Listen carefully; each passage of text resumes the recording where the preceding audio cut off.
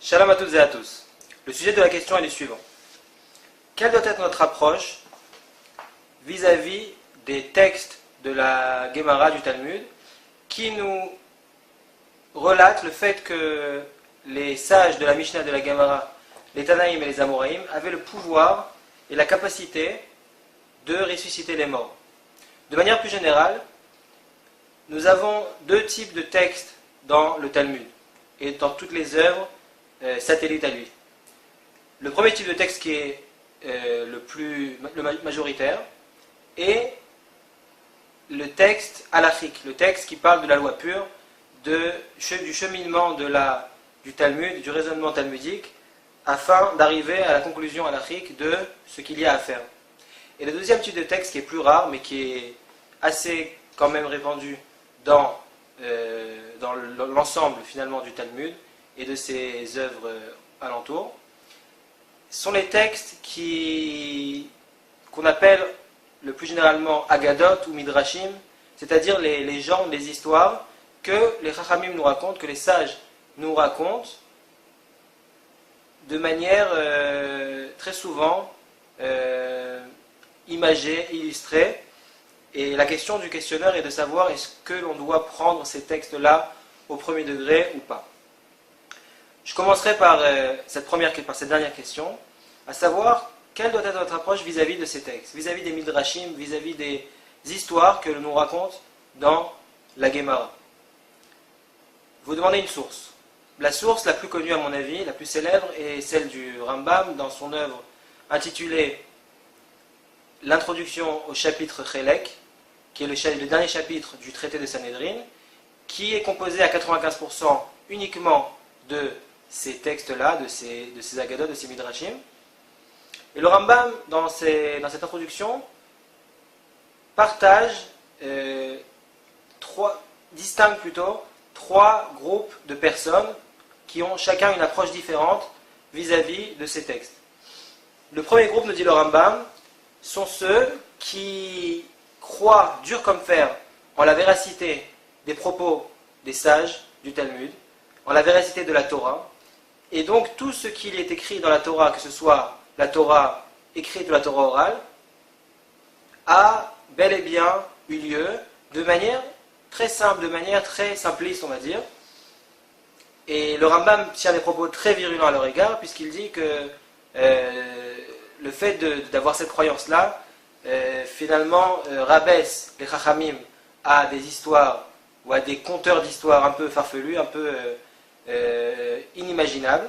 Et donc, de ce fait, c'est impossible de comprendre cela comme ils le comprennent. Le deuxième groupe, poursuit le Rambam, part du même point de départ que le premier groupe, c'est-à-dire qu'ils pensent que les sages, effectivement, lorsqu'ils ont écrit ce qu'ils ont écrit, pensaient que ça s'était effectivement produit.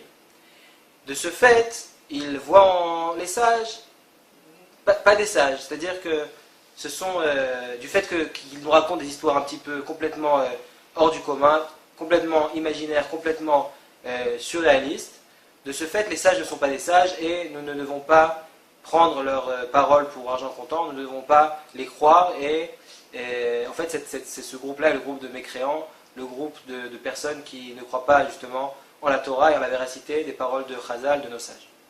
Et le troisième groupe, conclut le Rambam, est en fait l'approche, la réelle approche, la vraie approche que l'on doit avoir vis-à-vis de ces textes, qui est de comprendre ces textes comme des allégories, comme des méchalim, comme des allusions à des enseignements très profonds dont on a l'obligation de déchiffrer, de comprendre, de se creuser la tête pour essayer de comprendre et de trouver ce que les sages ont voulu nous enseigner.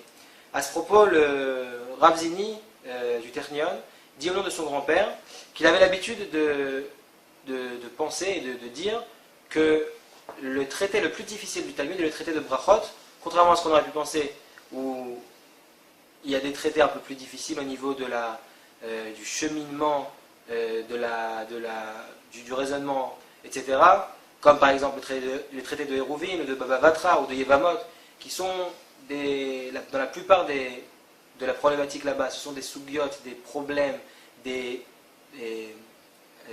cheminements très complexes, où il faut vraiment se suivre et se casser la tête pour essayer de comprendre, mais il dit que là-bas, pour comprendre, il faut comprendre ce qu'il y a écrit. Alors c'est compliqué, c'est complexe, mais il faut simplement essayer de déchiffrer les lignes qui sont écrites. Alors que le traité de Brachot, qui est composé majoritairement de textes midrashiques, de textes dont on traite pour le moment, c'est-à-dire ces textes-là d'histoire, de Haggadot, sont des textes qui, pour les comprendre, il faut comprendre ce qui n'est pas écrit. Il faut comprendre, il faut déchiffrer entre les lignes ce que Chazal, ce que les sages ont voulu nous enseigner. Et les sages ont parlé en code, ont utilisé des mots et des nuances très très pointilleuses pour nous faire comprendre et pour nous transmettre un message particulier et très profond. Et vous citez l'exemple de la Gemara qui parle du festin de Purim qui a été fait par Rabba et Rabbi Zera. Rabba a invité Rabbi Zera, et nous dit le Talmud que Rabba, en voulant accomplir la mitzvah du jour, c'est-à-dire de bien boire de l'alcool, il s'est saoulé et a égorgé Rabbi Zera. Le lendemain, en reprenant ses esprits, il se rend compte de la fatale erreur qu'il a fait et ressuscite, d'où le sujet de la question, ressuscite Rabbi Zera. Et la Gemara termine sur une touche d'humour, on peut dire, où Rabba réitère l'invitation du festin de Purim pour l'année d'après, et Rabbi Zera lui dit, c'est pas tous les jours Purim, ou plus littéralement, les miracles ne se produisent pas à chaque instant. Le Rav Kook explique cette histoire qui paraît vraiment très loufoque en disant la chose suivante. Rabba, en araméen, signifie grand.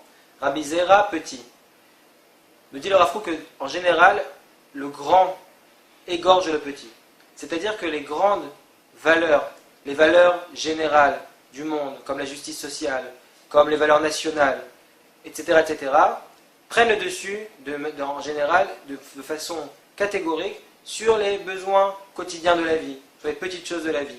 Donc le petit, donc le grand égorge le petit. Le grand ne laisse pas la place aux petites choses. Les petites choses deviennent insignifiantes. Et il nous dit le Rav Kook qu'il y a deux sortes de grands.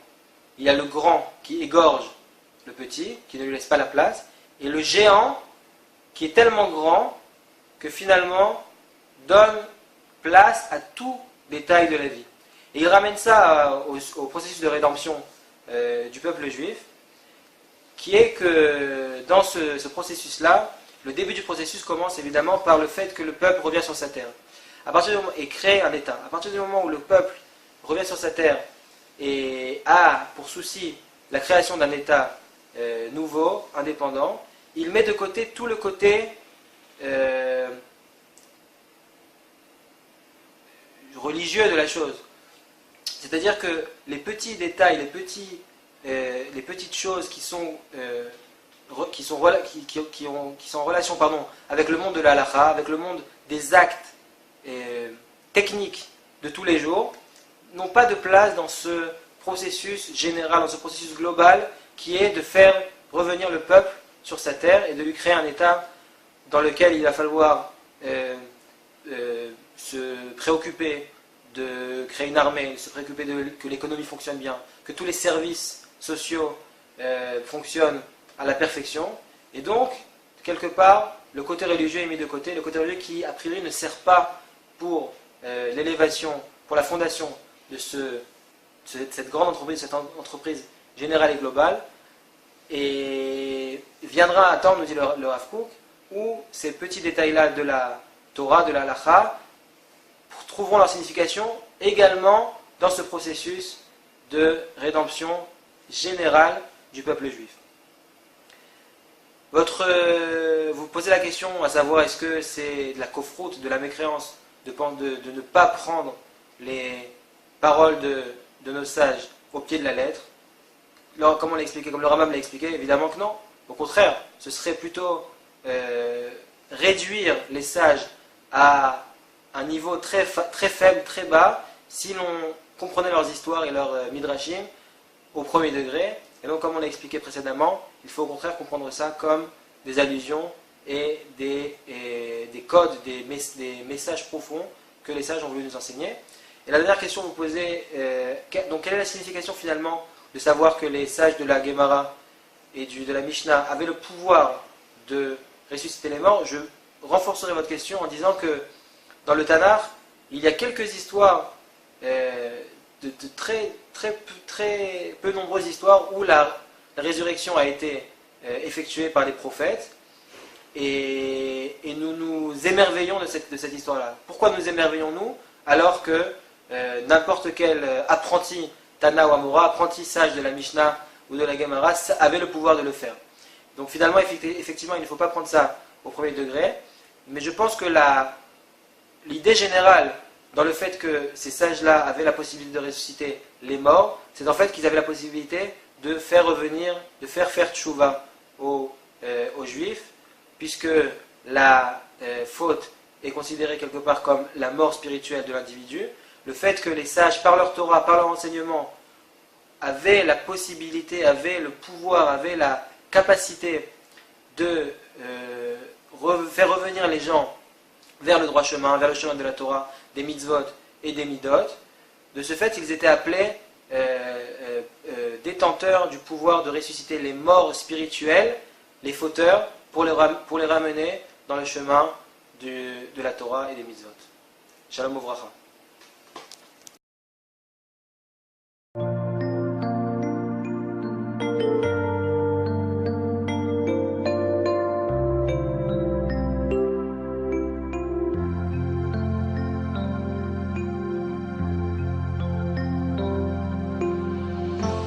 בואי בשלום, עטרת בעלה, גם ברינה ובצהולה, תוך אמונה ים סגולה. בואי בשלום, בואי בשלום, עטרת בעלה,